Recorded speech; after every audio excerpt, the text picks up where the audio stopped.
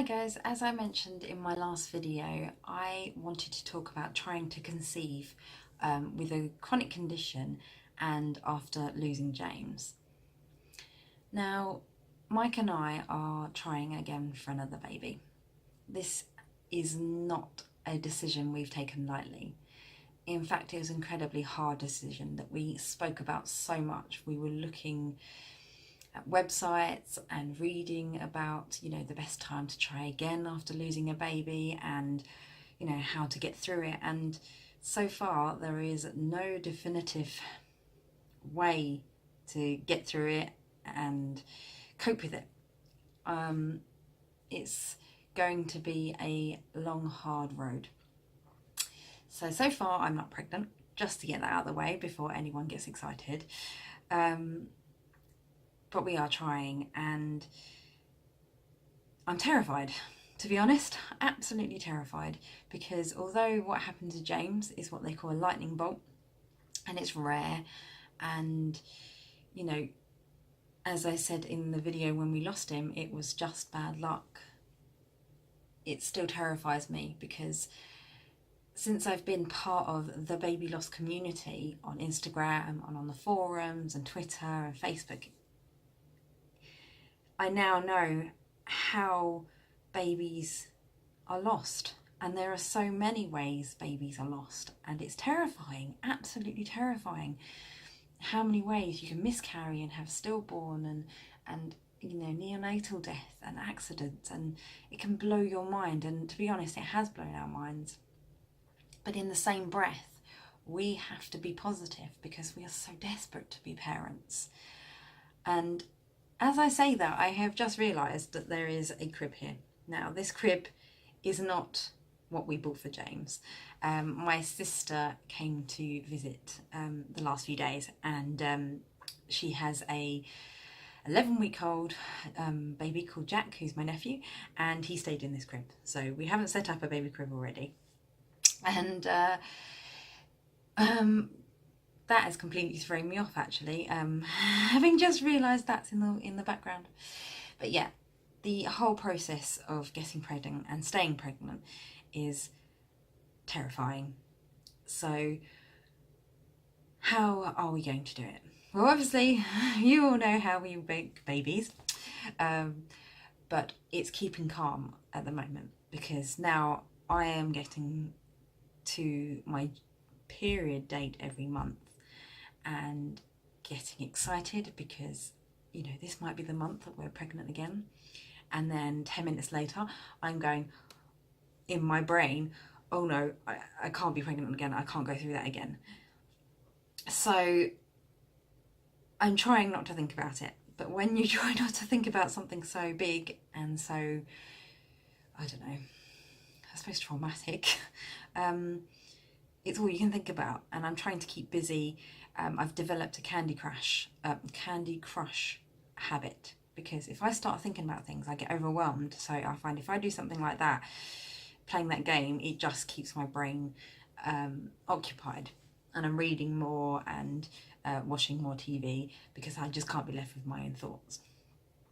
But I'm also excited because at the same time, I don't want to dread this pregnancy because, well, any pregnancy, hopefully, fingers crossed, because I don't want them to be sad. I want them to be a happy event.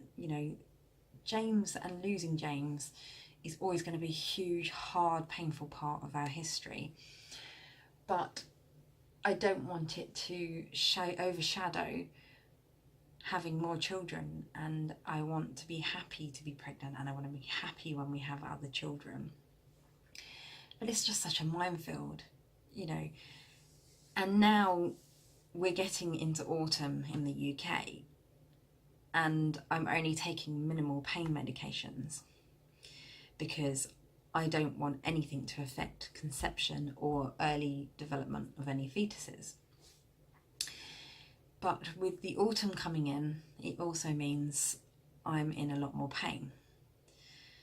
So I am going to have to really think about whether I need to go back on my medication so that I can live my day-to-day and go through detox again, which was horrendous. That was like one of the 10 worst days, going through withdrawal of some really strong medications?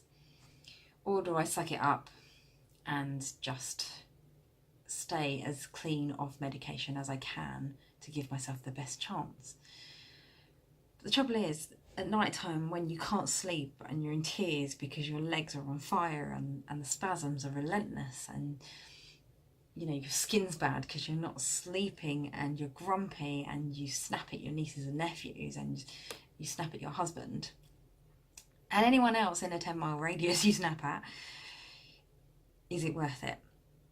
I think it is. But ask me when winter really kicks in, because if we get snow again anytime soon, I don't know how I'm going to cope. I really don't know.